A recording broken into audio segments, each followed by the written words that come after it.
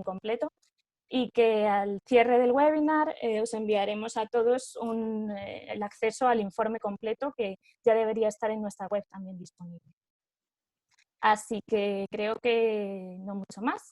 Doy paso a las panelistas que os cuenten el informe y yo me quedo callada hasta después. Voy recogiendo todas vuestras preguntas y me uno de nuevo en el debate. Hasta ahora. Hasta ahora.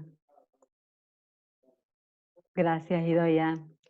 Bueno, buenas tardes de nuevo a todos. Empezamos primero contándonos un poquito por qué nos planteamos este estudio, cómo lo hemos hecho, para contaros un poco el marco del análisis, y luego ya avanzamos un poquito en ir viendo los aprendizajes, ¿no?, que hemos extraído de este informe.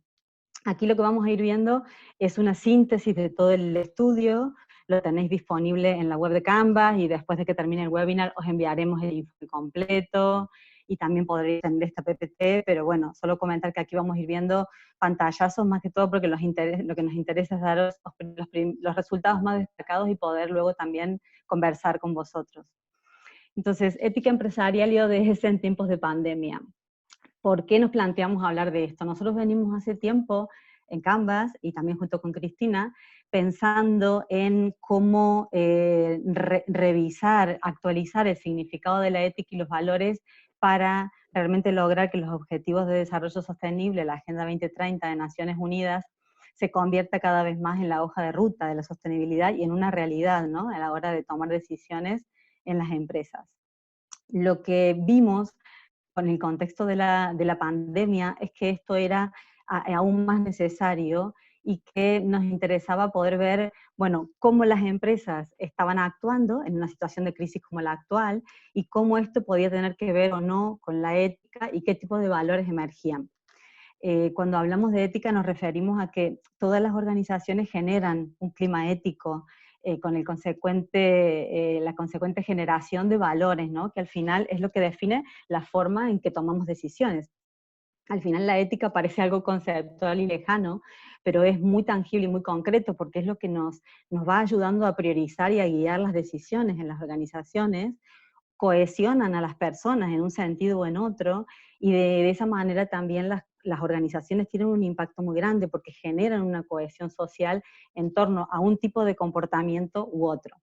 Entonces queríamos analizar cómo se manifestaba este tipo de comportamiento, más allá de que, como os comentaremos más adelante, las empresas, en el análisis que hemos hecho, en sus acciones con la pandemia, no hablan de ética concretamente, ¿no?, pero sí que están teniendo un comportamiento, y eso es lo que quisimos analizar.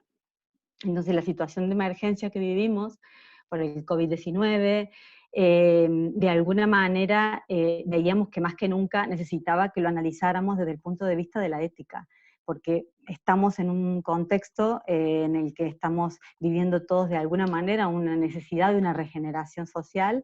Hay un movimiento muy grande de revisión del capitalismo, de repensar cómo vivimos, cómo es el sistema, qué impacto tenemos, cómo gestionamos estos impactos a nivel social y ambiental, y la hoja de ruta de los ODS está ahí presente, ¿no? Entonces, ¿cómo hemos hecho este análisis? Básicamente hemos tenido dos grandes fuentes de información. Por un lado, nuestro Radar Canvas. Con el Radar Canvas lo que hemos hecho, hemos analizado el comportamiento empresarial en un periodo de tiempo, el primer mes desde que se declaró el estado de alarma. Hemos analizado todos los comportamientos de las empresas que se han manifestado en los medios de comunicación. Y luego hemos analizado también en qué grupos de interés ha impactado, en qué ODS y qué valores emergían de ese análisis. Para analizarlo teníamos que definir una muestra de empresas, porque lo que queríamos ver aquí era un poco cuál era el patrón de comportamiento que se manifestaba en el periodo de emergencia, ¿no?, el patrón corporativo de comportamiento. Entonces analizamos los impactos en medios del top 3 de empresas de 17 sectores empresariales españoles por nivel de facturación. Y luego contrastamos esos resultados con la visión experta. Hemos entrevistado a 7 expertos de diferentes ámbitos, en sostenibilidad, expertos en ética, expertas en liderazgo, en gobernanza, en economía, viendo con ellos los resultados, y que nos pudieran también dar su opinión y su visión no solo del comportamiento de las empresas en base a los resultados, sino cómo ven que hay que articular recursos desde las organizaciones para que los valores que emergen en este momento y la ética que se manifiesta en este momento, como veremos ahora a continuación, se pueda consolidar en el futuro.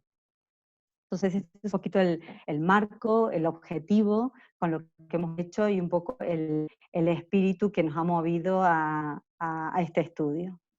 Si queréis ahora podemos ir viendo un poco cuáles son los principales aprendizajes y en principio contaros cuál es la tipología de iniciativas que hemos identificado con el radar Canvas en este análisis del comportamiento de las empresas. Como os imaginaréis, analizar un mes de información publicada por las empresas en relación con el COVID ha sido una ingente cantidad de información. Hemos analizado 9.000 apariciones en medios vinculadas con las empresas y con las iniciativas puestas en marcha para paliar los efectos de la crisis. De estas 9.000 apariciones hemos codificado, por decirlo de alguna manera, todas estas iniciativas hemos identificado 650 iniciativas empresariales y las hemos codificado según si eran del ámbito corporativo, como veis aquí en esta gráfica, si eran en relación con empleados, si impactaban en los clientes, en la sociedad, en los proveedores. Entonces, como os decíamos al comienzo, lo que queríamos era ver un poco primero cuál había sido el patrón de comportamiento de las empresas en este primer periodo de alarma, ¿no? A partir de ese listado de iniciativas, bueno, como veis, como se puede ver, lo que primó sobre todo, con un 12% de todas estas iniciativas, fueron las donaciones en especie. Y si aglutinamos donaciones en especie y donaciones económicas, ambas donaciones alcanzaron un 19%. Y la segunda iniciativa de mayor relevancia en el periodo analizado ha sido lo que tiene que ver con el ajuste de costes y también la reducción o la reorganización de actividades dentro de las empresas, ¿no? Es decir, que también ha habido un ámbito corporativo importante de actuación. Y también entre las primeras iniciativas, que es lo que veis en color celeste, tiene que ver con las iniciativas enfocadas, como os imaginaréis, en empleados, ¿no? Todo lo que ha sido el tratar de mantener la actividad y el empleo y el refuerzo de las medidas de salud y seguridad de los empleados. Destacan también, asimismo, iniciativas que tienen que ver con la adaptación de la empresa al nuevo entorno, ¿no? Por ejemplo, cómo se adaptaron medidas para poder generar con las infraestructuras de las empresas productos o servicios que tenían que ver con dar respuesta a las necesidades surgidas por la crisis.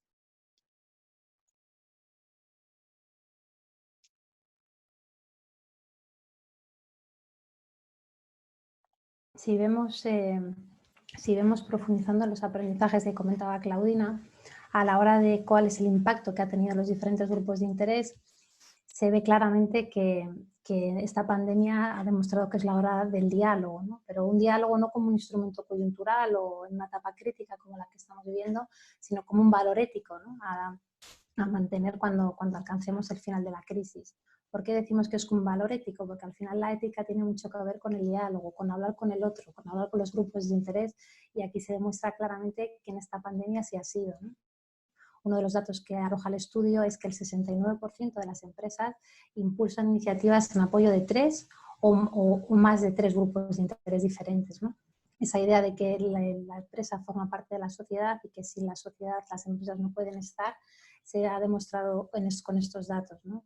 Si veis un poco más abajo el porcentaje de iniciativas que apoyan, pues un 41,3% de iniciativas analizadas en este periodo son de 4 grupos de interés, y un 21% son de 2 grupos de interés y un 17,4% son de 3 grupos de interés, ¿no? Se ve claramente esa implicación y esa idea, y ese es un poco el espíritu que creemos que debe continuar una vez terminada la pandemia, de ese diálogo, insisto, no como un instrumento coyuntural, sino algo como un valor ético, ¿no? Para mantener cuando alcancemos el final de la crisis. Si hacemos un poco el zoom a qué grupos de interés, qué porcentaje de grupos de interés se ha trabajado más o menos, en el gráfico que veis a la derecha podéis observar que el 41% de las iniciativas se han enfocado mayoritariamente en lo que es el conjunto de la sociedad en general, manifestando una vez más la fuerza de las empresas en acción frente a situaciones urgentes y únicas como la que ha ocurrido, y que además se ha visto claramente cómo se articula cuando hay una decisión de actuar, ¿no? Es interesante también ver que en el ámbito corporativo se han hecho un 23% de iniciativas en este ámbito, clientes un 18%, empleados un 17%, muy cerca de clientes, y quizá el grupo de interés que menos, al menos en ese periodo de tiempo que hemos analizado, que es un mes, como ha comentado Claudina, solo un 1% son proveedores. Sería interesante volver a hacer este análisis una vez terminada la pandemia, porque estamos convencidas que toda la parte de proveedores va a ser uno de los grupos de interés crítico y en el que cada vez más compañías van a empezar a trabajar, porque lógicamente la cadena de valor es uno de los grupos de interés más vulnerables con esta pandemia, ¿no?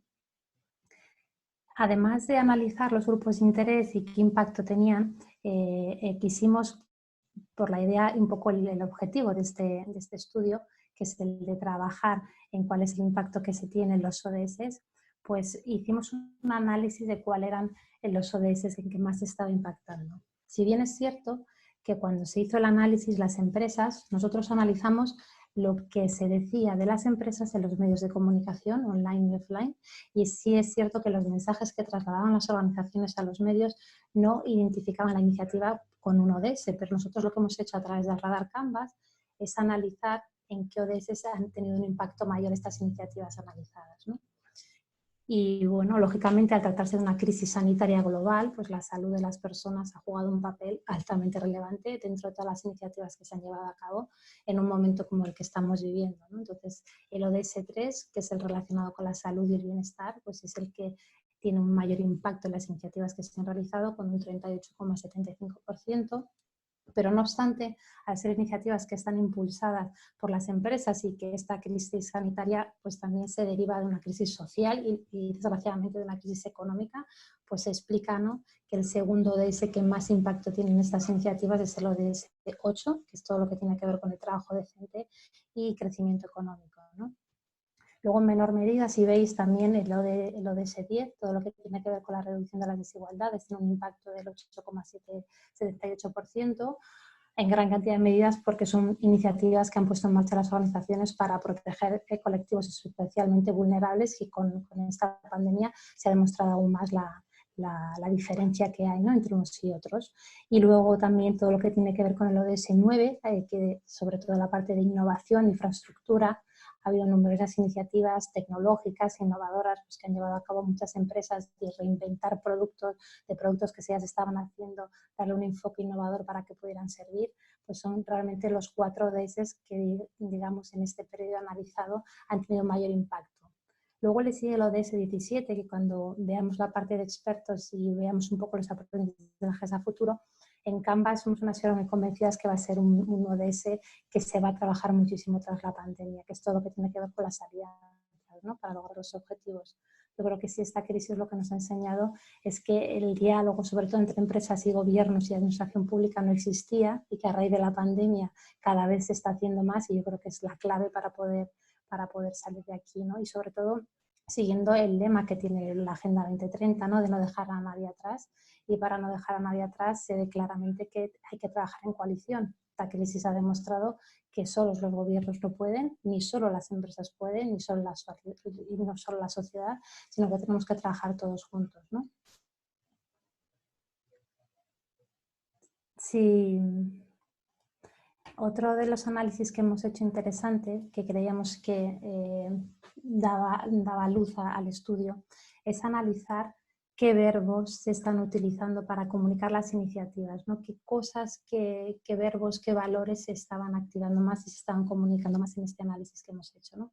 Y como veis ahí en esa nube de tags, en el que en el centro de la nube están las palabras que más veces se han mencionado, todo lo que tiene que ver con verbos como donar, como apoyar, como ofrecer, que al final tienen que ver mucho con valores y tienen mucho que ver con los valores éticos, ¿no? Entonces vemos que son iniciativas que activan la acción y que sobre todo apelan a la emoción. Hemos visto también un liderazgo mucho más humano, un liderazgo mucho más cercano, un liderazgo que ha apelado mucho a la emoción en las iniciativas que hemos visto en el ámbito corporativo, de consejeros delegados que mandan cartas todos los viernes, que mandan vídeos, que escriben, una cercanía, ¿no? La cotidianidad que nos ha dado estar en nuestras casas, ¿no? Y poder ver a hijos de tus jefes, ¿no? Corriendo detrás de la silla o que le den un balonazo en la cabeza, pues eso ha producido también esa emoción y esa cercanía que al final viene mucho, yo creo que lo debatiremos luego, con lo que es la generación de la confianza, ¿no? En el análisis que hemos hecho, veníamos ya de una serie de años en la que la desconfianza había caído absolutamente y que lo que se está demostrando con esta pandemia es la cercanía de las personas. Igual que las personas son las que están más impactadas por la crisis, son esas mismas personas las que están generando una confianza con su actuación, con sus comportamientos, ¿no? Y un poco lo que pretendemos o lo que queremos o lo que pensamos desde Canvas es que esta bonomía, ¿no? Que puede haber sucedido gracias a la pandemia con todas las empresas, que realmente continúe y que continúe con este clima ético, ¿no? Que estaba subyacente en el pensamiento colectivo, pero que realmente continúe después de esto, ¿no?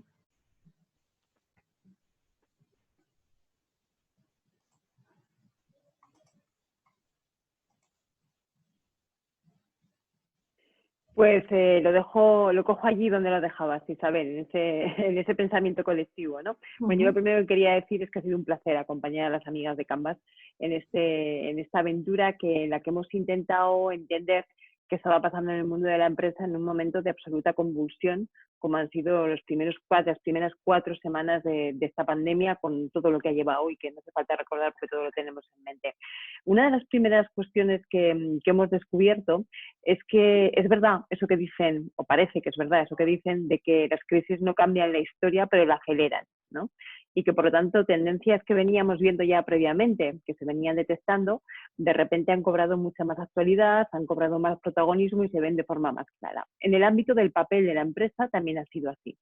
Estamos viendo, y el análisis nos lo ha dado, tanto la parte cuantitativa que ha comentado Isabel y Claudina, como la parte cualitativa. Hemos visto que de una forma mucho más clara que nunca se estaba tomando conciencia tanto por parte de los CEOs de las empresas como por parte del conjunto de los stakeholders de la empresa como algo inserto en una comunidad. Ha llegado la crisis, el mundo se ha parado, 4 semanas de estado de alarma con todo el confinamiento, con todo lo demás, y las empresas de repente han entrado en shock porque la sociedad estaba en shock, ¿no? Por lo tanto, es imposible pensar ya la idea de la empresa al margen del momento social que se está viviendo. Eso que no es nuevo, que es algo que veníamos diciendo, que sabíamos, ahora mismo se ha visto de una forma mucho más clara, incluso probablemente por aquellos que a lo mejor no lo tenían tan presente en su día a día. Y en segundo lugar, una cosa que ha salido también tanto por parte de diferentes CEOs como en los distintos análisis que hemos ido haciendo, yo creo que es algo muy relevante, y es la idea de que muchas grandes compañías han sido conscientes de que lo que hicieran ahora iba a ser recordado en el futuro.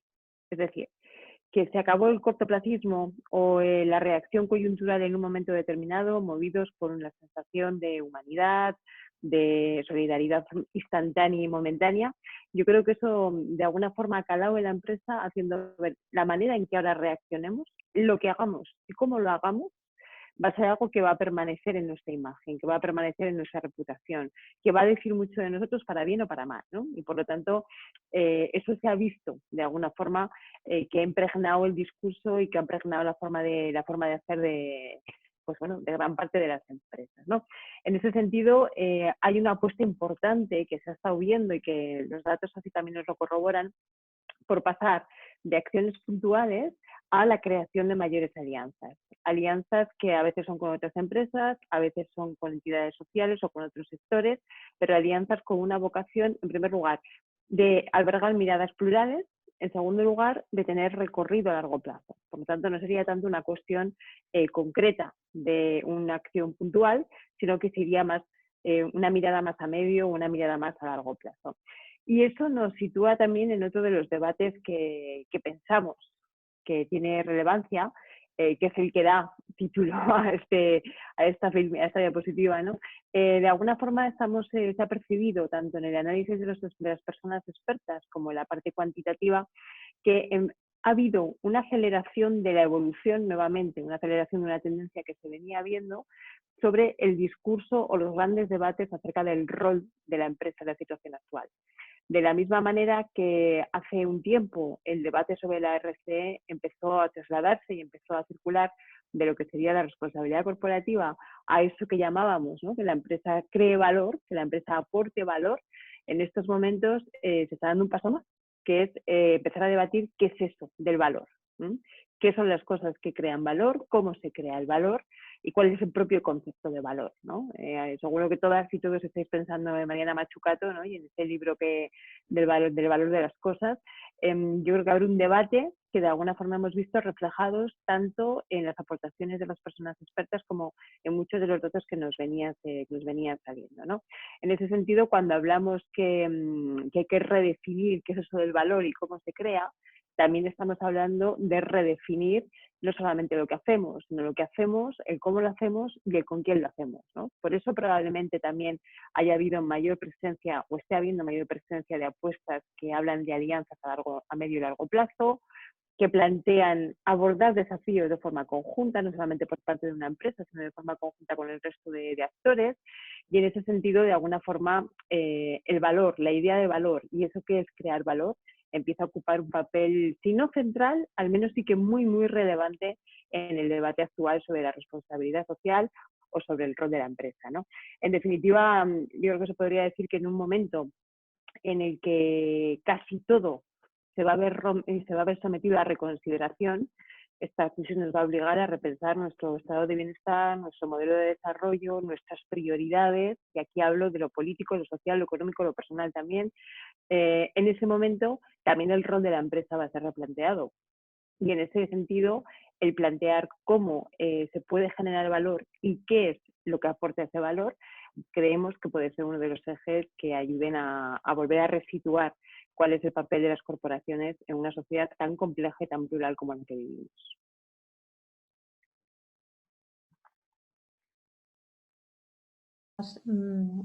Otro de los datos que nos gustaría contar hoy, hemos hecho un poco un análisis de los datos más cuantitativos con ese análisis del radar Canvas, y la segunda parte del informe, como te explicaba Claudina al principio, tiene que ver con la visión de los expertos, ¿no? Hemos hecho un pequeño panel con personas expertas en el ámbito de la reputación, de la sostenibilidad, de la ética, que desde aquí queremos agradecer porque nos consta que alguno está de participante, que ha sido un inmenso placer escucharles y poderles darle voz.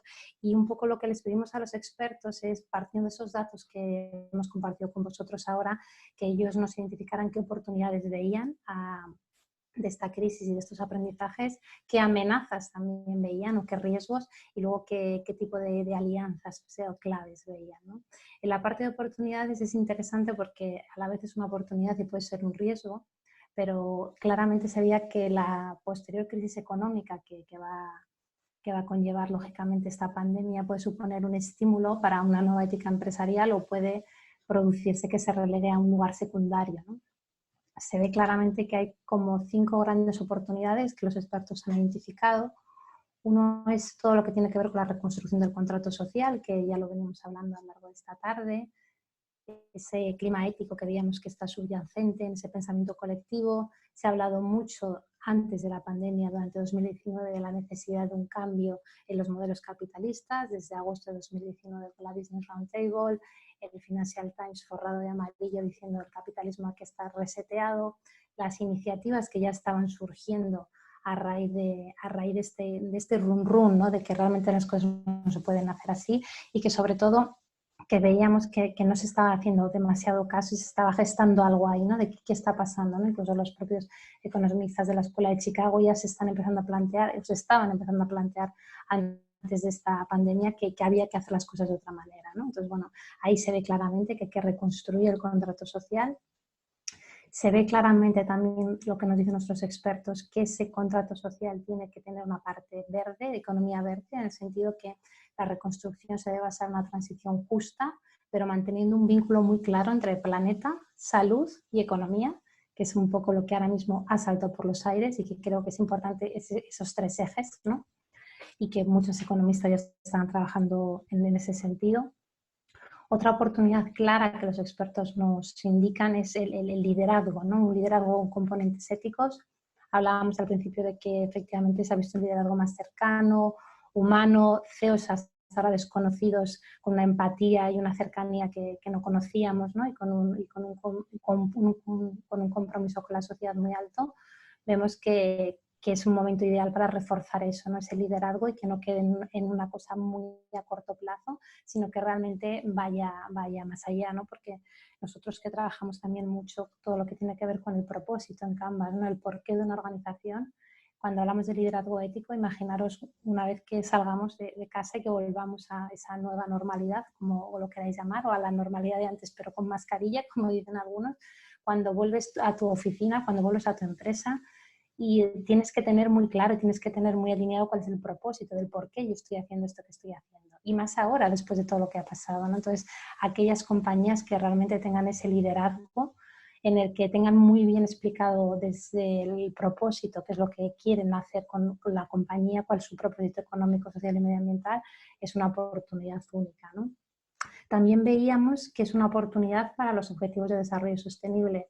En alguno de los otros foros en los que participamos se habla mucho de qué va a pasar con la Agenda 2030. Nosotros lo vemos claramente como el modelo, o incluso, como dijo el propio secretario general de Naciones Unidas, Antonio Guterres, hace unas semanas, es el plan de negocios para salir de esta pandemia. La Agenda 2030 de los 17 Objetivos de Desarrollo Sostenible, porque realmente son problemas globales en una agenda global común, que no ha hecho otra cosa esta pandemia que ponerlo blanco sobre negro, ¿no? Que realmente el mundo es muy pequeño y que todos dependemos de todos y que existe una interdependencia, ¿no?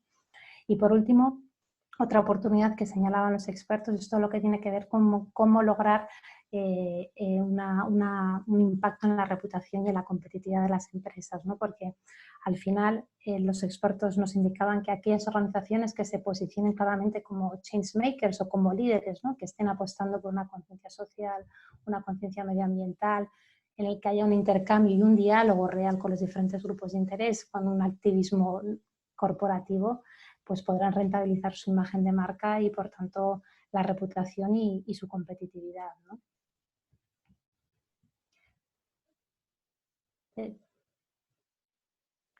Sí, y de la misma manera que hay oportunidades, también hay amenazas, ¿no? Porque, bueno, esto es uno de esos campos en los que en estos momentos están en disputa, ¿no? Está habiendo una tensión, a veces de contrarios, acerca de por dónde se va a construir esto que tenemos ya, lo que estamos ya, que es lo que llamamos la sociedad post-COVID.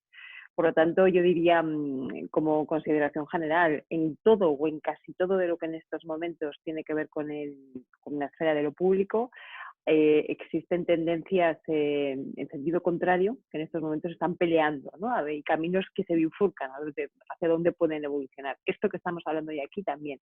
Entonces, igual que Isabel nos mostraba las grandes oportunidades que se abren, muchos de los expertos a los que hemos consultado también veían amenazas, algunas de las cuales son comunes a casi todos ellos, ¿no?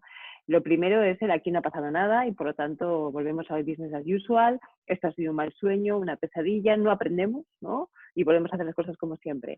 Estos días se recuerda mucho esa cita que dice que no desperdicies una buena crisis, ¿no? Bueno, pues efectivamente, desperdiciar una buena crisis es no aprender lo que hay que aprender en esa crisis. Y volver al business as usual como si no hubiera pasado nada, pues es desperdiciar esa ocasión. Yo personalmente creo que es una amenaza, pero también creo que no tiene excesiva potencia en el sentido de que va a ser muy difícil volver a hacer las cosas como antes. Este tipo de crisis dejan huellas en la sociedad, dejan huellas en los imaginarios, dejan huellas muy importantes que hacen muy difícil que las cosas puedan volver al momento de inicio como si nada hubiera pasado. Otra cosa es que cambien en el sentido que nos gustan, que pueden cambiar también en un sentido que no nos guste, ¿no? Pero volver al principio es complicado, ¿no? Aún no es tarde, pues ahí tenemos esa amenaza, ¿no? De que existan las tentaciones de volver, pero sobre todo entendidas en ese sentido, ¿no? De no haber aprendido lo suficiente, de no haber sabido tomar notas. A nadie se le escapa ya que estamos en medio de una crisis económica tremenda. Las cifras que se van dando de lo que conocemos y las previsiones de lo que pueden venir apuntan a eso, y en momentos de crisis sacamos lo mejor y lo peor. Si además no hemos aprendido nada, como decía anteriormente, las empresas pueden tener la tentación de volver a reeditar, incluso con mucha mayor vehemencia y virulencia, dinámicas de confrontación en lugar de dinámicas de cooperación. Y que todas esas apuestas de diálogo, de alianzas y de cooperación que se han visto durante estas semanas, de repente se desvanezcan en una lucha por sobrevivir en la crisis. Si eso existe, ninguno de los ODS, el 17 por supuesto, el de las alianzas, pero ninguno de los otros tampoco se podrán cumplir, ¿no? Porque si algo necesitan esta Agenda 2030 es precisamente del concurso y de la cooperación del conjunto de sectores. Por lo tanto, volver a esa dinámica sería una dinámica suicida. Yo diría que para el conjunto de las empresas, por un lado, para el sector, para la economía en general, pero para el conjunto de la sociedad, para toda la esfera de lo público, sería una dinámica suicida. Por eso, cuando hablamos también como una amenaza de las actitudes egoístas, estamos hablando de que una situación de crisis como la que estamos viviendo ya, el sálvese quien pueda no vale, porque el sálvese quien puede es que no se salva a nadie, ¿no? De esta crisis solamente saldremos entendiendo que estamos en el mismo barco. Fijaros qué ejemplo tan gráfico es este del virus, ¿no? De lo que haga cada uno de nosotros depende la seguridad de todos los demás. Es decir, si yo actúo de forma irresponsable, no sigo las recomendaciones, me salto todo lo que hay que hacer y curiosamente soy portadora del virus y lo voy extendiendo, de mi responsabilidad, o sea, de lo que yo estoy haciendo, de mi falta de responsabilidad en este caso, va a depender la seguridad de los demás, ¿no? Por lo tanto, las actitudes egoístas en estos momentos son actitudes que amenazan al conjunto de la sociedad. He puesto el tema del virus, pero como una metáfora, ¿no? Si luego lo extrapolamos a cuestiones de comportamiento social, a cuestiones de comportamiento político, económico, creo que podemos ver claramente la traslación, ¿no? Y otra de las grandes amenazas, esto que se habla de dejar a gente atrás, ¿no? Lo que en estos momentos vamos a vivir, o estamos viviendo ya, perdón, es una crisis que va a operar sobre las huellas de la crisis anterior. Es decir, venimos de una década, 2008-2018 aproximadamente, en la que una enorme crisis financiera y económica nos ha dejado como herencia, entre otras cosas, un incremento importantísimo de la desigualdad social. De la desigualdad que incluso cuando los parámetros macroeconómicos han empezado a ser un poquito mejores, hemos visto que la desigualdad no solamente no disminuía, sino que crecía. Y sobre esa desigualdad galopante ahora va a operar la nueva crisis que tenemos encima. Es muy fácil que una parte muy importante de la sociedad se vaya quedando atrás y se vaya quedando relegada. Y eso lo vamos a ver en aspectos económicos, clarísimos, los vamos a ver en aspectos educativos. Por ejemplo, si tenemos que cerrar escuelas o si hay que abrir solamente a mitad, o bueno, las fórmulas que se están planteando, sabemos que eso no tiene el mismo impacto para un tipo de familias que para otros, para un tipo de chavales que para otros, ¿no? Por lo tanto, esa desigualdad tiene ahí también un riesgo importante y de alguna forma tenemos la amenaza y el enorme peligro de construir una sociedad post-COVID que sea todavía más desigual de lo que es hoy. Eso significaría de alguna forma una impugnación al conjunto de la Agenda 2030, al conjunto de los Objetivos de Desarrollo Sostenible, que tiene los temas de igualdad en el centro, puesto que tiene las personas en el centro, pero también a todo lo que llamamos el estado del bienestar o lo que las sociedades europeas nos sentimos más orgullosas, que somos de ser sociedades cohesionadas, ¿no?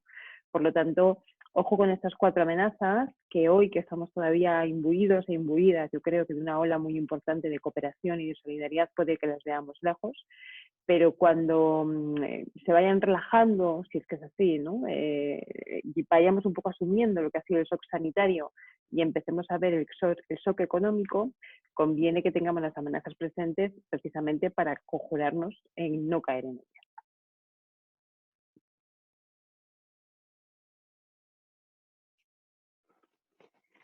Sí, al hilo de haber visto un poco, bueno, las amenazas, las oportunidades, un último punto que os queríamos compartir antes de pasar más a la conversación con vosotros, es otro de los temas que más mencionaron, además los expertos, que es el tema de las alianzas, ¿no? Es decir, esta situación que vivimos y los impactos que está teniendo y que va a tener a todo nivel, en la sociedad, en el medio ambiente, en la economía, necesita más que nunca de que la experiencia, incluso para muchas empresas, de generar alianzas en estas circunstancias, se encarne, sea una realidad Y por eso creemos que es muy importante, de alguna manera, por lo menos los que estamos en el ámbito de acompañar organizaciones, generar también pensamiento e impulsar una construcción o reconstrucción diferente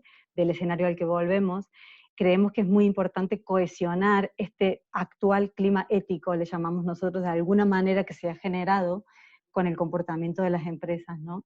Es decir, todo esto que veíamos de la cooperación, el compromiso, el donar, el colaborar, que salía en la información que hemos analizado, de alguna manera también ha sido ampliado, esta visión ha sido ampliada, estos conceptos por los expertos, ¿no? Entonces nos hablaban por un lado de las alianzas fundamentales para sentar este nivel de compromiso que se ha generado, por haber evidenciado todos de forma tan directa la interdependencia real y concreta, tangible, que tenemos entre todos, personas, organizaciones, gobiernos, medio ambiente. El ODS 17 que tanto decíamos, es decir, hay que descubrir fórmulas para que las alianzas que se han generado puedan seguir en el largo plazo, podamos seguir nutriéndolas y cómo generar nuevas alianzas, ¿no? Que tengan largo recorrido en el tiempo. Estas alianzas apuntalan claramente a que las organizaciones que son capaces de reponerse en la medida en que la sociedad también en su conjunto pueda ser capaz de recomponerse, ¿no? Entonces, de alguna manera creemos que la ética, los valores, la cultura resiliente que de alguna manera ha ido emergiendo en las organizaciones, son uno de los ámbitos clave que tenemos que apuntalar y hacer fuerza entre todos para cohesionar. Entonces, a los expertos les pedíamos también que nos mencionaran 3 palabras que simbolizaran para ellos valores que creían que se destacan de la situación actual, pero como decimos, que consideraban que hay que consolidar en el futuro. Entonces, a diferencia de la nube de palabras que veíamos antes, que salían más de los medios, aquí lo que vemos son un poco los conceptos que más han mencionado las expertas y los expertos que hemos consultado. Como veis, hay un concepto básico que tiene que ver con los objetivos de desarrollo sostenible y con esa visión a largo plazo, que es sostenibilidad. Es un concepto y un valor que ha emergido en gran parte de las expertas y los expertos. Un segundo nivel de conceptos tienen que ver con esto de ver al otro, de pensar no solo en mi bienestar, sino en el bienestar del otro, que la urgencia nos lo ha hecho activar, y cómo ahora ese sentido, esos valores de trascendencia, es importante que los podamos consolidar y hacer crecer en este momento. Como veis ahí, aparecía o mencionaron compromiso, comunidad, cooperación, solidaridad, justicia. Y un tercer nivel que nos parece fundamental para la nueva empresa que necesitamos todas, las nuevas organizaciones que necesitamos en estos tiempos, son los conceptos vinculados con la nueva cultura ética de la empresa, que cómo estaría compuesta, qué significa, qué tendría dentro esa nueva cultura. Pues lo que veis ahí, empresas con propósito, el tema de las alianzas que estábamos comentando, la resiliencia, es decir, la capacidad de ser ágiles para responder y recuperarme y ayudar también al otro a recuperarse, empresas flexibles, la autenticidad, que tiene mucho que ver también con el propósito, la empatía, que tiene que ver con lo que decía Isabel, de al final la ética tiene mucho que ver también con el diálogo, con el escuchar al otro y sentirme que el otro también es parte de mí y de mi realidad. La adaptabilidad, por supuesto, y la idea estadioalística, que es un poco esta visión amplia, ¿no? Es decir, la empresa es en la medida que está en una sociedad, que está en un contexto que también es y que tiene necesidades, ¿no? Entonces nos parecía muy importante, porque estamos hablando en este estudio, como comentamos desde que empezamos, la idea era cómo activamos, cómo revisamos la ética para los ODS en este contexto, ¿no? Y cómo todo lo que se ha generado en este contexto podemos o necesitamos que se consolide para continuar consolidando este entorno ético, o al menos de más valores y de más principios que ha emergido con la crisis. Bueno, sin más, Idoia, si tú quieres retomar el micrófono y pasamos un poco al diálogo, a las preguntas, así conversamos. Genial. Hola, hola de nuevo. Sigo aquí. He estado recogiendo un poco las preguntas que nos han hecho los asistentes. Bueno, os voy a empezar a trasladar una pregunta que me parece bien para entrar en enjundia. Nita Macía, hola Nita, ¿qué tal? Gracias por tu pregunta. Nos pregunta que si teniendo, voy a intentar, es una pregunta con muchas preguntas, voy a intentar a ver si he entendido bien lo que quería decir. Teniendo la Agenda 2030 de marco, que es algo muy global, que si no tenéis vosotras la sensación de que con todo lo que está ocurriendo, eso nos hace desafectarnos de lo lejano y nos hace centrarnos demasiado en lo cercano, en lo tangible. Y ella reflexiona que dice que su sensación es que lo que se entiende por crear valor es relevante, pero como en el radio de acción inmediato, ¿no? Y digamos que como que ahora estamos viendo que la globalización en ese sentido es una amenaza, ¿no? Pero al final también necesitamos cierta globalización para alcanzar la agenda. Creo que esta era un poco su reflexión y os la lanzo a vosotras para ver cómo lo veis. Bueno, ahí si no he entendido mal, la pregunta va un poco en torno a que la Agenda 2030 se podría ver antes de esta pandemia como algo muy global, como grandes desafíos globales, pero que no me afectaban a mí individualmente desde el punto de vista local, ¿no? La salud y el bienestar, el trabajo decente y económico, ¿no? Pero yo creo que realmente lo que ha producido esta pandemia es todo lo contrario, es decir, es aterrizar, boom, de una sola vez y rápidamente esa agenda en el día a día, ¿no? En el nuestro, ¿no? Que a lo mejor muchas veces cuando nosotros trabajamos por ODS hace menos de 4 meses, había organizaciones que decían, bueno, es que esto es muy lejano, es muy utópico, son cosas de fuera, no son de aquí. Yo claro que tengo el trabajo decente, yo claro que cuido a mis empleados, yo claro que intento empoderar a mis mujeres, yo claro que hago alianzas con entidades, ¿no? Se veía como algo como más, yo creo, más hacia afuera y que por el contrario, esta crisis nos está dando una oportunidad que también puede ser una amenaza, como muy bien decía Cristina, de que se queden en un bonito sueño y que cuando acabe la pandemia volvamos todos a hacer las cosas mal. Pero creo que realmente está aterrizando de una manera muy, muy tangible lo que a lo mejor en un primer momento podía sonar más intangible o más global o menos cercano a lo que es mi día a día, ¿no? Fijaros que hay una cosa curiosa, yo creo que esa pregunta que dice Anita, por cierto, la vecina, esta pregunta es muy pertinente, ¿no? Porque pone encima de la mesa un tema que para mí es clave para entender lo que está pasando. Fijaros qué paradojas se está dando. Estamos viviendo una crisis que es un ejemplo paradigmático de la globalización. Un virus que aparece, parece ser, que no está confirmado, pero parece ser que por ahí por Asia, de repente deja en estado de shock a todo el planeta. O sea, es un ejemplo paradigmático de lo que es la globalización. Y sin embargo, muchas de las respuestas y muchas de las reivindicaciones se están haciendo en el ámbito nacional. Incluso quienes quieren levantar muros, como si así fueran a detener al dichoso virus, ¿no? O los que apuestan por respuestas más en ámbitos autárquicos o en ámbitos nacionalistas excluyentes, ¿no? Entonces, una de las paradojas que estamos viviendo ahora mismo. La Agenda 2030 efectivamente es una agenda global y para hacerlo tiene que ser global. De la misma manera que la solución a esta crisis sanitaria y económica tendrá que ser global, porque es que el mundo ya es uno. Entonces, ¿a alguien se le ocurre pensar que es posible detener el virus y acabar con la pandemia en un solo país? Con la excepción de Corea del Norte, de la que nadie podemos hablar porque no sabemos nada de lo que pasa ahí dentro, el resto penséis que eso es posible en absoluto. Otra cosa es que tengamos que hacer un esfuerzo, y yo creo que Nita también iba por ahí, coincido con ella plenamente, en aterrizar eso que hemos llamado localizar la Agenda 2030, ¿no? Saber que el ODS 13 de cambio climático en Huesca, en concreto, tiene afecciones sobre los glaciares del Pirineo, ¿no? Y tiene que ver con cómo allí va a cambiar la economía radicalmente, por ejemplo. O cómo el ODS 17 de alianzas tiene afecciones en mi empresa concreta, que es una pyme de Albacete, acerca de cómo me relaciono con el tejido social. No lo sé, ¿no? Hay miles de ejemplos. Pero es verdad que hay que hacer ese ejercicio de aterrizar en lo concreto sin perder de vista que la vocación es global, porque solamente puede ser global, porque el mundo ya es global. Y otra cosa, otro debate que yo creo que eso excede, pero si queréis quedamos otra tarde y lo abrimos porque es apasionante, es cuántas globalizaciones hay en marcha. Porque hablamos de globalización y automáticamente la nombramos en singular y pensamos en la globalización económica y financiera, pero hay muchas globalizaciones en marcha, ¿no? Esta globalización económica y financiera ha tenido cosas positivas y cosas muy negativas, algunas de las cuales ya se venían viendo y otras se están viendo más claras ahora, pero, por ejemplo, a mí me gustaría que el conocimiento estuviera mucho más globalizado de lo que está y que hubiera muchas más redes de conexión y de generación de sinergias en el mundo de la investigación, de la ciencia, etcétera, ¿no? Por lo tanto, ojo que hay muchas globalizaciones, muchos modelos distintos y dentro de cada uno de los aspectos de la globalización se pueden dar muchas formas diferentes de hacer esa globalización.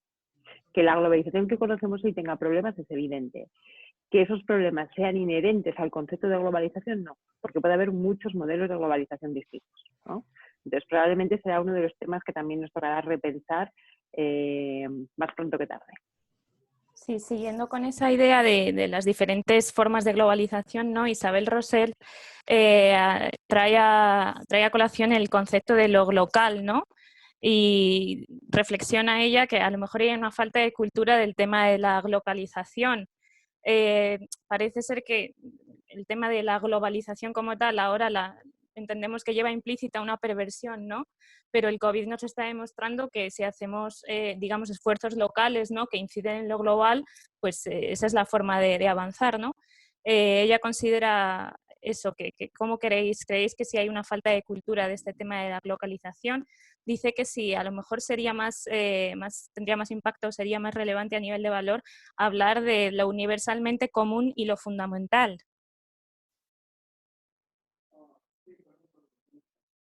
Si quieres, Claudina, que nos has hablado en la Sí, anterior pregunta. me quedé con ganas de aportar, pero bueno, luego lo aporto. Por eso. Sí, a ver, ha habido, incluso algunos expertos nos comentaban esto, claro, nosotros al fin aquí hemos analizado el comportamiento de las empresas en un periodo de tiempo y lo que veíamos es que ha habido mucho comportamiento muy local, muy específico, así como lo hemos visto cada uno a nivel personal, ¿no? Como en todos los ámbitos de comunitarios, vecinos y demás, ha habido también como esta cosa de lo cercano, lo local, ha habido y hay un gran debate también y una gran revalorización de lo que significa, bueno, cómo nos proveemos de alimentos, cómo nos proveemos de energía, qué pasa con lo global y lo local, porque aquí nosotros dentro de todo en las ciudades, bueno, no hemos acusado, al menos algunos de nosotros,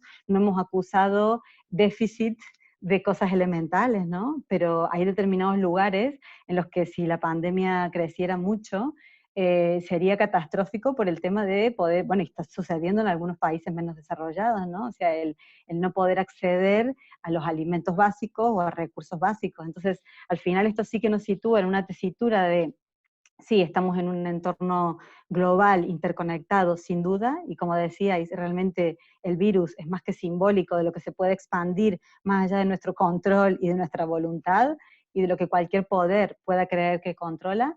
Sin embargo, al final sí que esto implica, nos incita a reflexionar y a actuar, por supuesto, sobre cómo son las redes de conexión de lo que realmente nos proveemos, lo que utilizamos, lo que consumimos y no consumimos, de dónde viene, cómo nos acercamos a lo que necesitamos de forma básica y cómo hay muchas cosas que hay que cambiar, es lo que decía Isabel antes, ¿no? El tema de los proveedores, la cadena de valor, o sea, cómo repensamos todo eso, hasta qué punto realmente el sistema, la forma en la que vivimos, esta crisis nos ha demostrado claramente que hay muchas cosas que realmente es insostenible.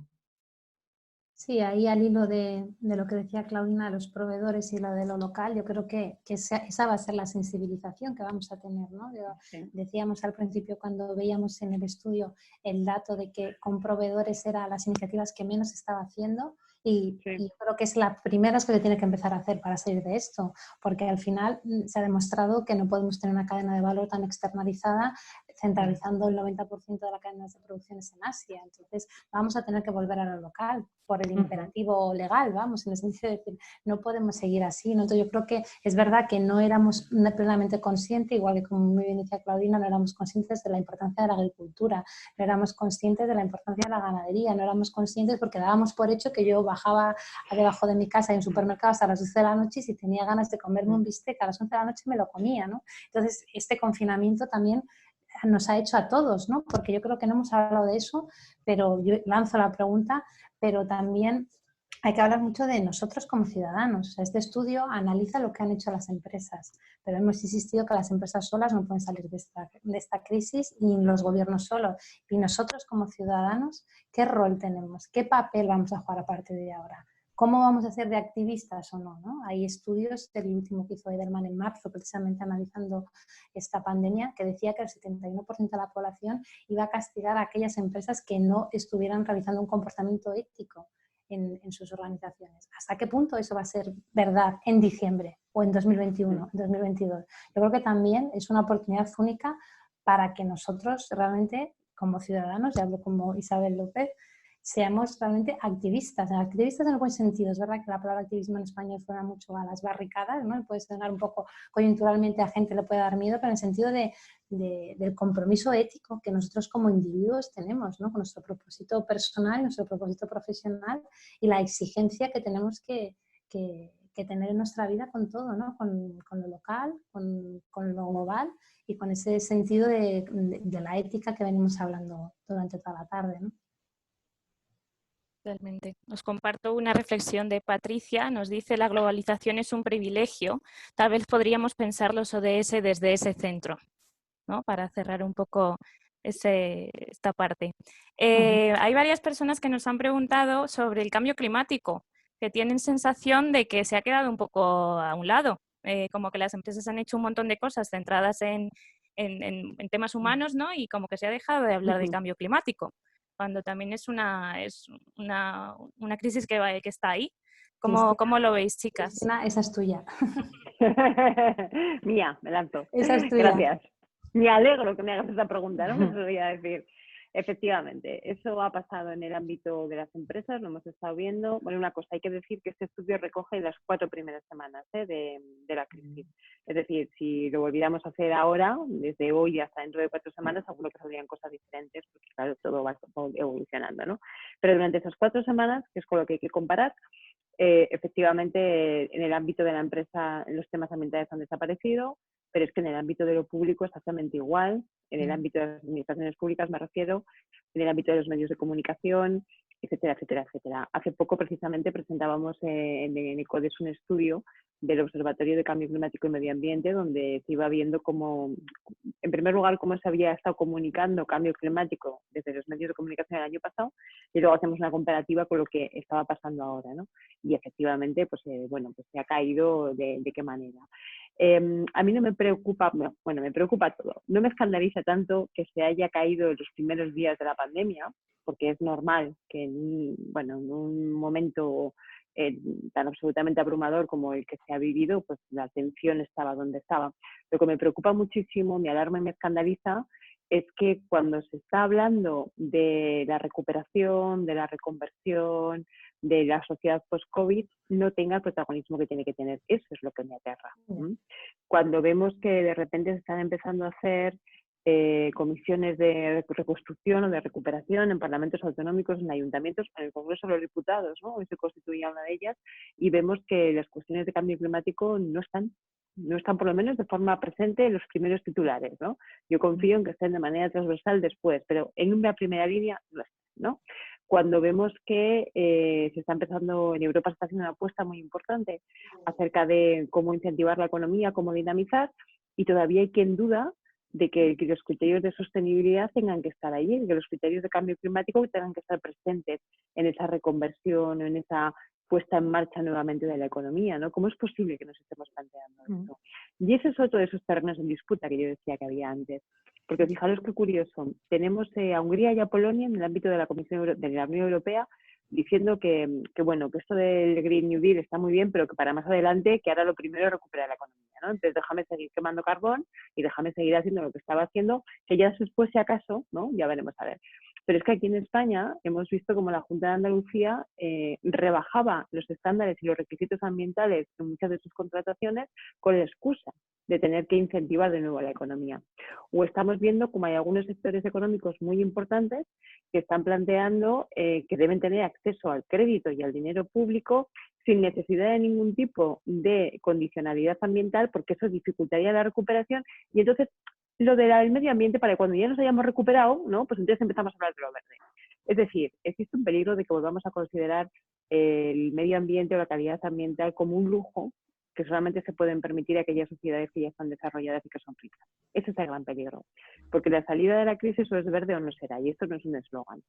Esto quiere decir que o aprovechamos este momento de crisis para dar un giro. Y ahí lo público yo creo que tiene un papel muy importante, porque si es verdad que va a haber mucho dinero público en juego, que yo espero que sí que lo sea, existe también la oportunidad de condicionarlo y de decir, sí señor, yo voy a apoyar estas industrias, voy a apoyar estos sectores económicos, pero vamos a ver de qué manera ese apoyo implica también una reconversión hacia lo verde, ¿no? Y eso es un instrumento muy importante. Y además creo que en estos momentos la sociedad lo entendería perfectamente, porque somos más conscientes de nunca de nuestra dependencia del medio natural. Estamos como estamos por un virus y los científicos ya empiezan a decirnos que existen ya evidencias de que la manera en que se propaga un virus y se convierte en pandemia tiene mucho que ver con la pérdida de calidad de nuestros ecosistemas y con la pérdida de biodiversidad. Por lo tanto, nos estamos jugando la vida en ello. Sí, nos va la ley. También hay otros estudios que te dicen que ciudades como Madrid, Milán, Nueva York, Londres, que son las más impactadas, son las ciudades más contaminadas del mundo, ¿no? Una de las más contaminantes. Entonces, claro, y todo tiene mucha relación, ¿no? Exactamente, sí. Efectivamente, si bien ese debate no está presente en los medios, no está tan presente en los planes de gobierno y demás, sí que al fin, desde el ámbito de los universitarios, los investigadores, ¿no? Son los que más están alertando de este tema, y justamente lo que comentábamos, que la propia forma en que nos relacionamos con el medio ambiente es la que está, y cómo tratamos también a los animales para la alimentación y demás, es parte de lo que está provocando, o puede ser parte de lo que provoca este virus, y que en realidad si no cambiamos sistemas y estructuras, los virus se van a repetir en el futuro. Es decir, que no es solo un tema de cambio climático que a veces vuelve a estar como lejos, sino que eso realmente es lo que está, el impacto que estamos teniendo en el medio ambiente y en la naturaleza es justamente lo que está provocándonos ese daño, ¿no? Sí, yo creo que hay un poco una lección que da esta crisis, es una invitación a la humildad, ¿no? O sea, que nos creíamos inmortales en un planeta enfermo. Y yo creo que esto lo ha demostrado, ¿no? Que al planeta hay que cuidarlo porque no podríamos seguir así. Buenísimo. Sí, hay que cuidarlo sin duda. Aquí habéis hablado un poquillo por encima de que también está el importante rol de los estados, y nos preguntan un poco, porque nosotros nos hemos centrado en el análisis en la respuesta de las empresas, pero por ejemplo Antonio nos pregunta que cuál creemos que es el papel de los estados, y Luis Miguel, por su parte, nos dice qué rol pueden jugar los agentes sociales, ¿no? Por tener también en mente esas otras partes de la sociedad que son tan importantes como las empresas. Bueno, yo creo que se resume en el diálogo. Lo que hablábamos al principio cuando hablábamos de los diferentes grupos de interés, es un diálogo que sea realmente una conversación entre todos, entre las empresas con sus diferentes grupos de interés y entre los gobiernos y entre las instituciones sociales. No podemos dejar a un lado, se ha visto claramente las mejores iniciativas o lo que ha llegado mejor o lo que ha funcionado mejor es todo lo que ha tenido que ver con la cooperación público-privada. Yo creo que los gobiernos han salido de sus burbujas, igual que ha salido el ciudadano, en el que ellos estaban con sus discursos, y tienen que empezar a hablar y tienen que empezar a dialogar con las empresas y con las instituciones, porque creo que lo hemos dicho mucho durante la presentación, solos no podemos, eso se ha demostrado claramente, y hay que trabajar en base a alianzas y en base a colaboraciones, y lógicamente esto es un asunto de todos. Es verdad que en el estudio hemos puesto el foco en las empresas, pero las empresas no son un ente o una isla sola en el océano. No.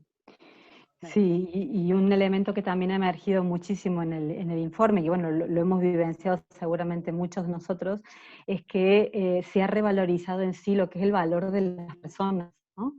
Y en eso también el gobierno, los estados tienen un rol fundamental, por supuesto, además de estar en alianza y en cooperación, no en batalla con las demás organizaciones y agentes sociales, tienen un rol fundamental en continuar revalorizando el rol de las personas, ya sean los sanitarios, ya sean los agricultores, ya sean los empresarios, pero seguir potenciando eso que tanto se está haciendo énfasis, ¿no? En el discurso del valor de las personas, y cómo a través de las alianzas eso realmente puede ser un sostén a largo plazo, porque insistimos que al final, si hablamos de ética, estamos hablando de comportamientos a largo plazo y de ir generando una huella en cómo nos comportamos, y para eso necesitamos repetición, y para repetición necesitamos generar valores que nos generen nuevos hábitos. Y el Estado ahí tiene un rol fundamental, porque además se le ha delegado entre todos a nivel social el rol de cómo ordenarnos en esta situación, ¿no? Sí que se ha confiado en el Estado en ese sentido. Entonces, hay un nivel de confianza mayor en ese sentido, más allá de los debates políticos que pueda haber. Entonces, creemos, bueno, esto también es una opinión personal, pero creo que también sale un poco de las líneas del estudio, de que el Estado tiene un rol fundamental, ¿no?, para consolidar este nuevo clima ético que necesitamos. Totalmente. Volviendo un poco a las empresas, Semida nos preguntaba si habíamos detectado a la hora de analizar iniciativas algún caso de rainbow washing, o de empresa que claramente ha aprovechado, mal aprovechado diría, esta crisis para mejorar su imagen en vez de contribuir a la agenda. Y un poco en la misma línea, Alejandra nos pregunta que cómo pueden evitar las empresas caer en estas conductas oportunistas, ¿no? Que cómo se puede conjugar valores y propósito al enfrentarnos a la crisis. Bueno, ahí enlazando con la última pregunta, yo creo que es la coherencia, ¿no?, entre el decir y el hacer. Yo creo que la clave de las organizaciones es que sean coherentes entre lo que dicen que hacen y lo que están haciendo, ¿no? Un análisis de ver si realmente ha sido una cosa cosmética o oportuna, en el análisis con un mes no podemos responder a si realmente ha sido algo cosmético, eso lo dirá el tiempo, ¿no?, porque ha sido en el mes de la explosión de la pandemia, entonces no podemos dar respuesta de si realmente hay cosmética o no, seguramente sí que la haya. O sea, de todo el universo de empresas que hemos analizado, seguramente más que cosmética, yo creo que sea algo coyuntural, ¿no?, porque yo creo que también esta pandemia nos ha dado una ola de solidaridad a todos los individuos y a todas las empresas, que en eso siempre España ha sido pues muy solidaria, ¿no? Y yo creo que eso también ha repercutido en la cultura de las empresas, ¿no?, de cómo nosotros, que tenemos tanto poder, tenemos tanta responsabilidad, no hacemos cosas, ¿no? Entonces, yo más que cosmética, yo diría que puede ser coyuntural en algunos casos, que digamos, bueno, hagamos esto, donemos, colaboremos con Cruz Roja, digamos a nuestros empleados que hagan este tipo de cosas, y luego, lo decía muy bien Cristina antes, nuestro día a día vaya por otro lado cuando salgamos de aquí, ¿no? Probablemente en algunos casos sí que va a ocurrir. Ahora mismo datos no tenemos, ¿no? Habría que hacer el estudio con esa misma muestra de empresas dentro de un año para poder hacer la respuesta, ¿no?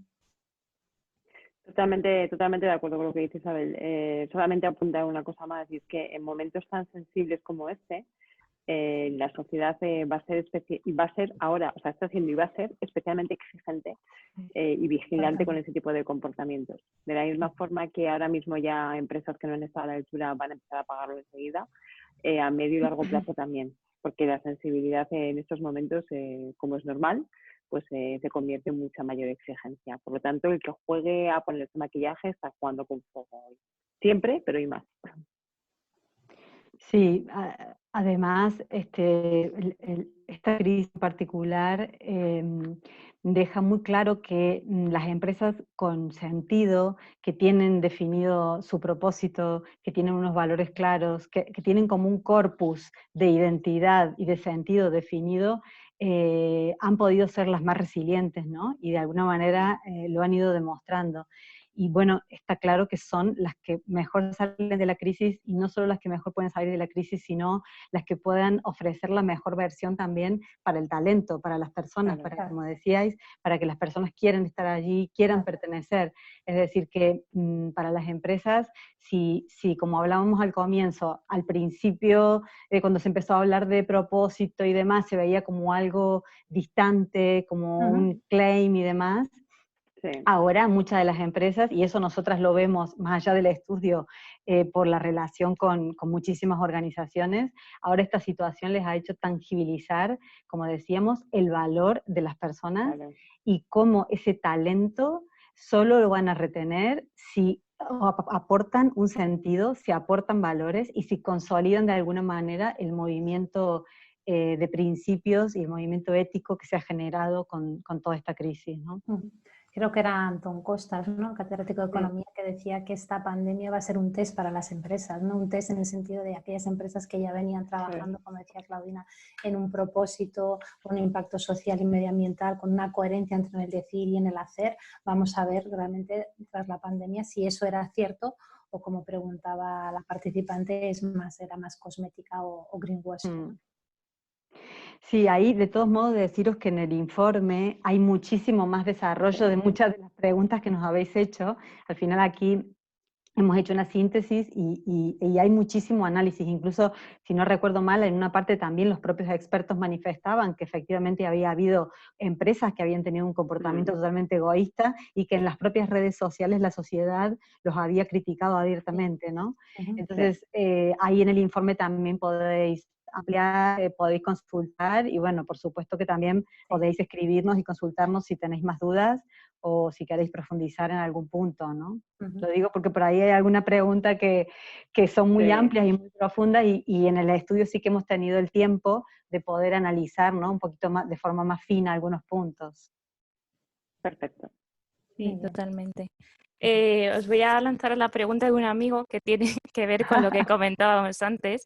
Juanjo, de Alma Natura, nos dice que si creemos que el mundo rural tiene una nueva oportunidad. Sí. Totalmente. Nos vamos todos para Huelva, Juanjo. Totalmente. Yo creo que la vuelta, lo hablamos de la agricultura, de la ganadería, de lo local, del pueblo, ¿no? Muchas veces no piensas qué pena no tener un pueblo, ¿no?, en mi caso. Y efectivamente yo creo que es una vuelta a los orígenes y yo creo que es una oportunidad para que algo que estaba más que denostado, estaba olvidado, ¿no? O sea, no lo veíamos tan importante en nuestras vidas, haya recobrado una importancia que antes no tenía, ¿no? Y yo añadiría, lo que tiene también una nueva oportunidad es la relación campo-ciudad. Sí. Es decir, de repente las ciudades hemos sido conscientes de que somos absolutamente dependientes del campo, ¿no? ¿Qué hubiera pasado? Vamos a tocar madera, ¿no? Pero ¿qué hubiera pasado si Madrid hubiera tenido que quedar totalmente aislada? No hubiera podido entrar ni un camión, ni un tren, ni un avión durante un tiempo, ¿no? Pues que Madrid se queda desabastecida de alimentos. Porque Madrid, como el resto de ciudades, somos grandes consumidoras de alimentos, de energía, de muchas cosas, de agua, pero no producimos prácticamente nada de lo que después consumimos y necesitamos. Por lo tanto, somos absolutamente dependientes. Y eso, que era algo que se sabía y se venía comentando en círculos más o menos sensibilizados con estos temas, yo creo que ahora ha quedado ya puesto de manifiesto, puesto que en muchas ciudades ha habido preocupación ciudadana, ¿no? ¿Y qué pasa si Mercamadrid, si Mercazaragoza, yo estoy en Zaragoza, qué pasa si de repente se queda desabastecida, ¿no? Incluso los días que hubo un confinamiento más grande, empezó a haber productos, algunos, y muchos de ellos totalmente prescindibles, ¿no? Que empezaban a fallar en los supermercados. Entonces te das cuenta que efectivamente, si no llega el camión que trae de no sé dónde ese producto que se han pasado en no sé qué otro sitio, que a su vez se ha embotellado en no sé dónde, es decir, si toda la cadena no funciona, totalmente, en el supermercado no puedes comprar eso, ¿no? Y ahí nos damos cuenta de las dependencias también que se han ido generando.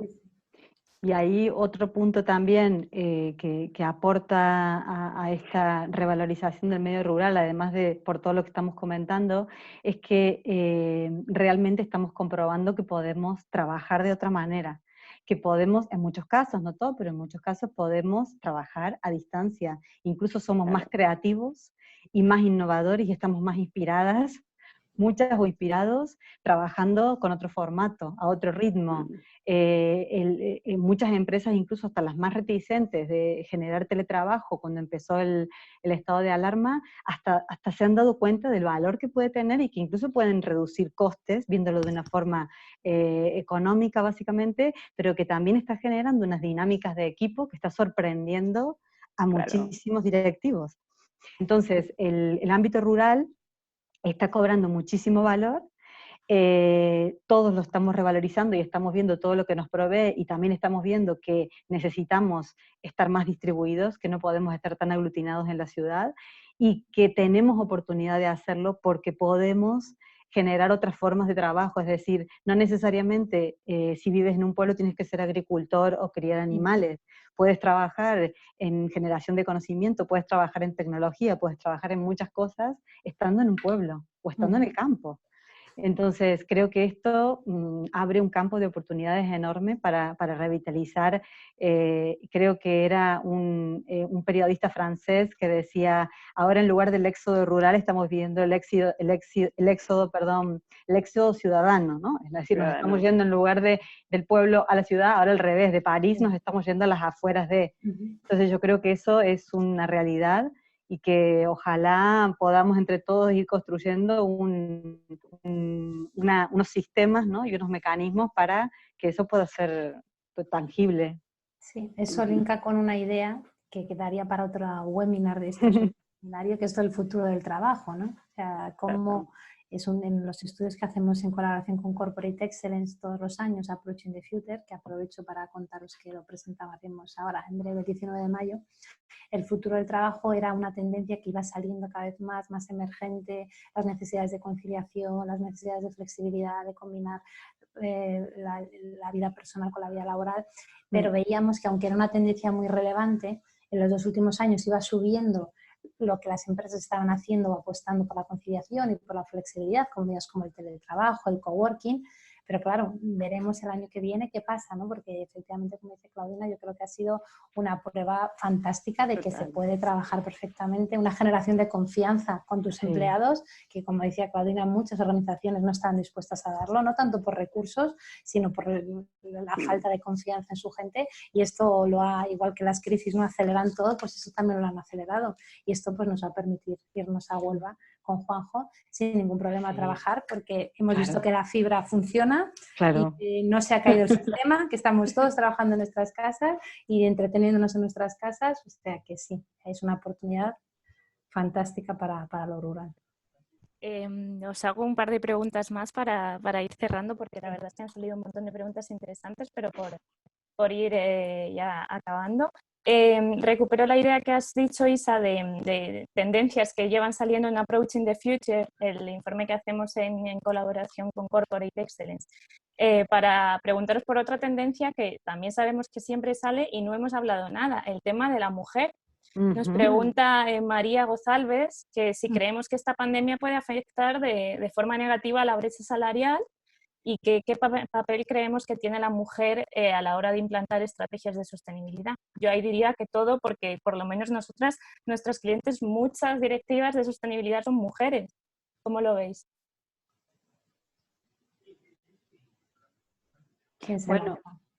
Bueno, por un lado, muchos quizás lo habéis visto, pero ha habido una gran valorización de cómo, no en el ámbito de la empresa, pero sí en el ámbito institucional, muchos de los estados liderados por mujeres han sido más resilientes y han sabido responder de una manera mucho más flexible y ágil a la crisis. Ha habido muchísimos análisis, ¿no? Desde Merkel hasta las presidentas de algunos países nórdicos y demás.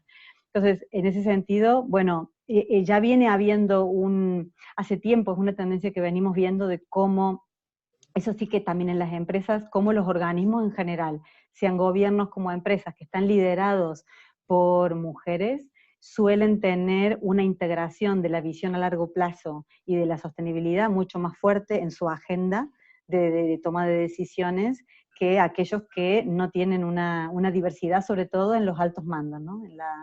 A nivel de la alta dirección. En ese sentido, bueno, ahí tenemos un rol todos, ¿no? Ahí también tomo un poco lo que decíamos en algún momento, de que creo que también a nivel personal tenemos que seguir haciendo fuerza y tenemos que seguir generando un pulso de que estos temas son fundamentales, que la paridad en cuanto a salarios por puestos de trabajo tiene que ser par, no puede ser desigual, y tiene que ser una lucha que tenemos que mantener viva todos, porque a nosotros nos pasa muchas veces que incluso comités de dirección, que son muchas veces hombres y que son reacios a estos temas y que no entienden por qué hay que hablar de esto, cuando se les presentan datos de cómo, por ejemplo, lo que estábamos comentando, una empresa está siendo gestionada, cuando la gestionan mujeres en su dirección, cuando la gestionan hombres, ¿qué diferencias hay? ¿Qué tipo de empatía se genera? ¿Qué tipo de diálogo realmente existe? Hay diferencias notables con los datos.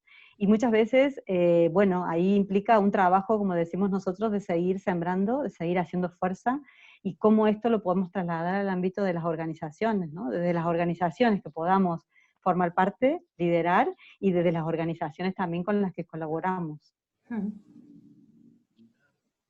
Sí, yo creo que hay una reflexión que no es mía, es de una amiga, pero se la tomo prestada, en el debate sobre si las mujeres han gestionado, las mujeres presidentas, ¿no? O jefas de Estado han gestionado mejor esta crisis, que vamos a darle la vuelta, porque mujeres que han gestionado esta crisis hay en positivo, en negativo, hay a todos, en fin, encontramos ejemplos para todo, ¿no?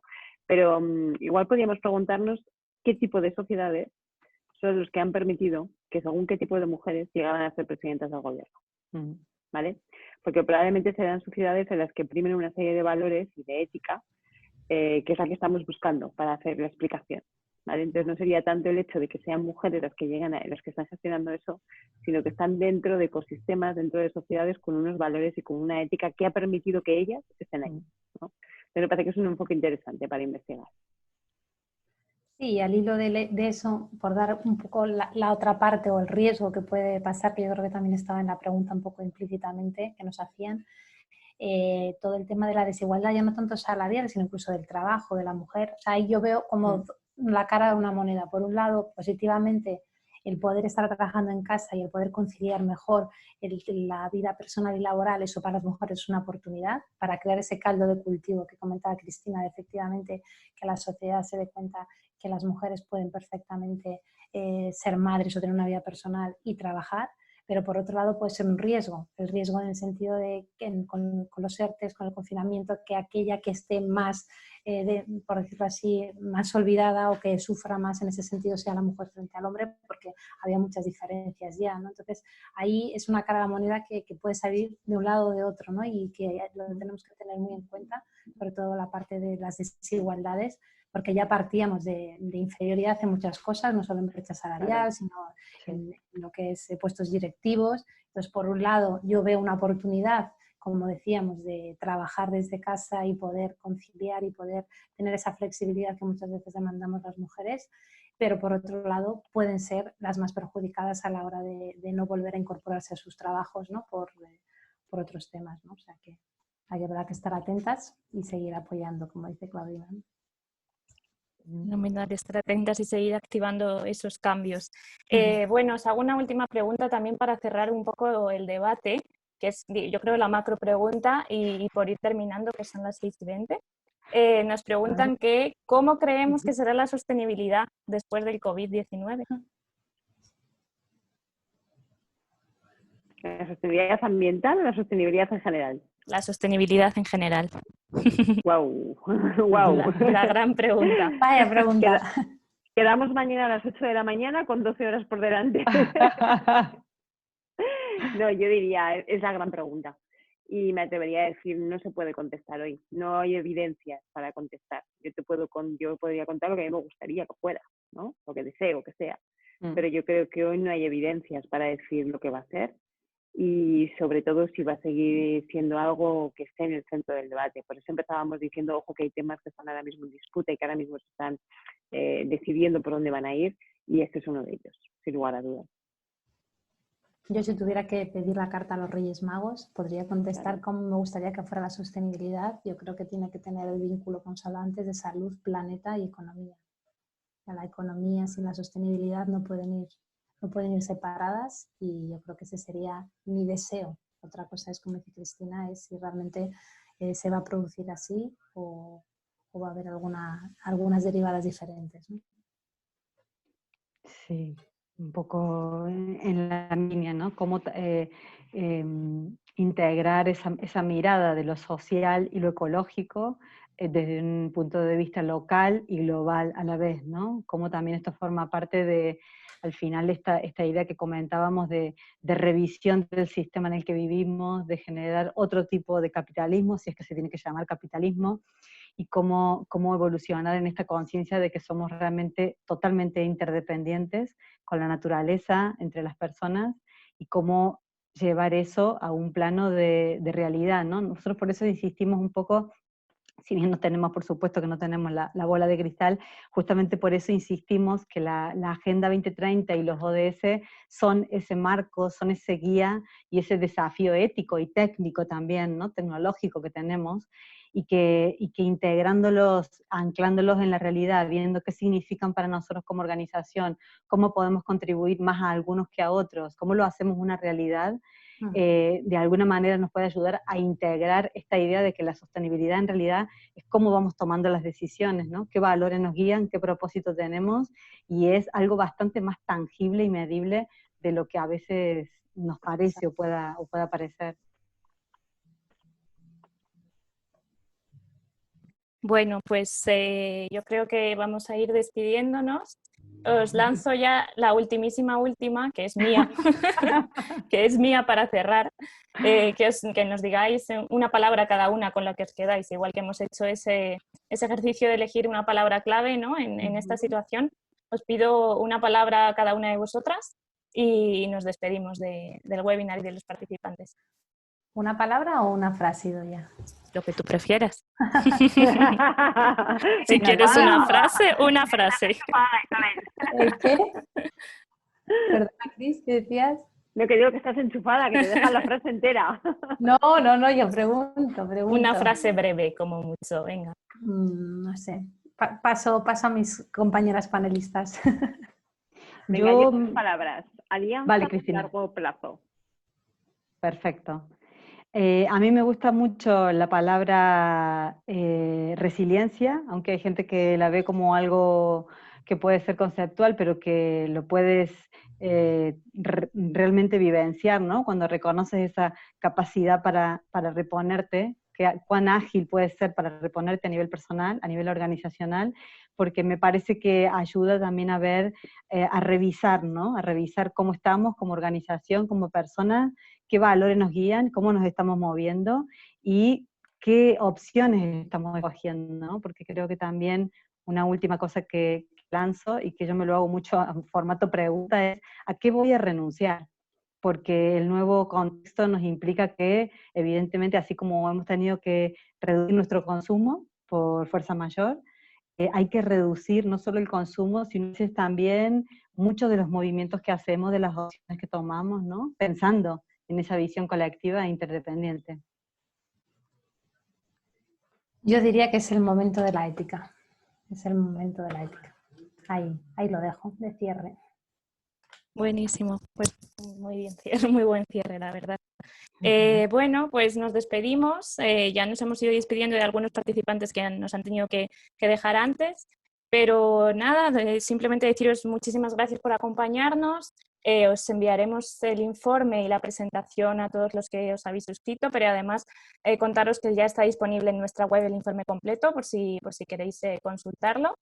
Y bueno, que cualquier pregunta o cualquier cuestión, pues nos encontráis en redes sociales, en Twitter y en LinkedIn, que ahí estaremos toda esta semana moviendo contenidos del informe y os estaremos escuchando por si tenéis alguna reflexión más. Y también nos podéis escribir a nuestro correo electrónico. Así que, pues nada, muchísimas gracias a todos y nos vemos, nos seguimos viendo. Muchas gracias. Un abrazo. Gracias a todos. Gracias a todos por estar ahí y nada, sí. Nos seguimos viendo. Sí. Gracias. Adiós. Chao. Chao.